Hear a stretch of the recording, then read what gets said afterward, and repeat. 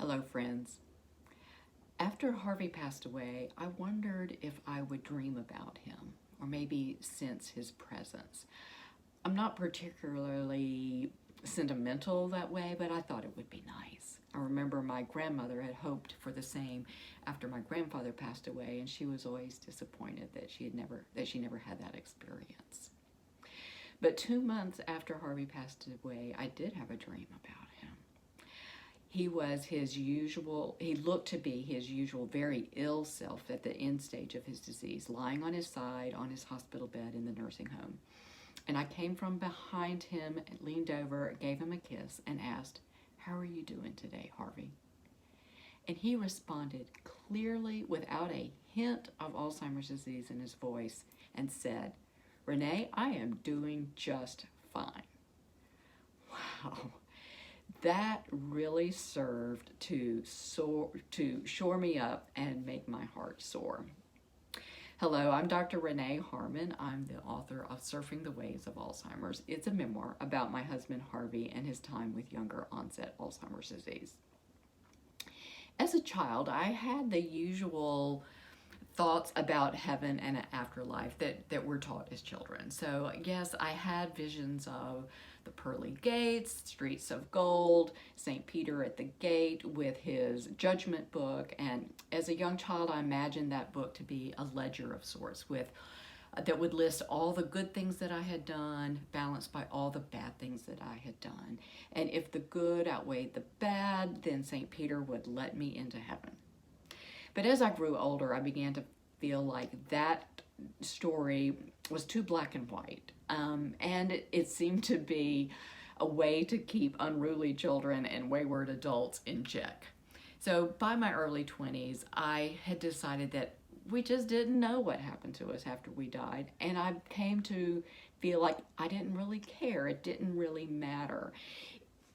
How I lived my life, I wasn't living my life with a goal of obtaining an afterlife. I was living my life with a goal of doing good in the world.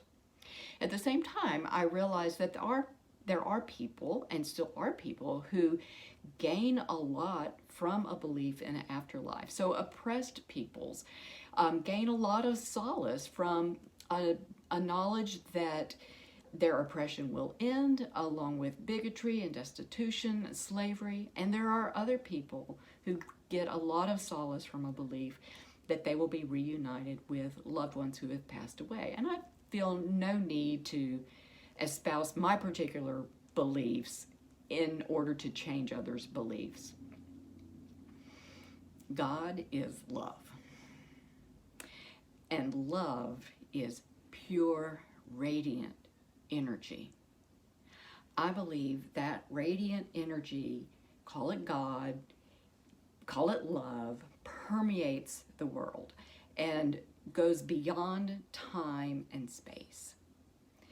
Each of us were created in this beautiful radiant energy by love and for love. And if you substitute the word God for love, the meaning is the same. I believe that our souls existed before our time on earth as part of this loving energy, existed while we were here, and continue to exist after we pass away.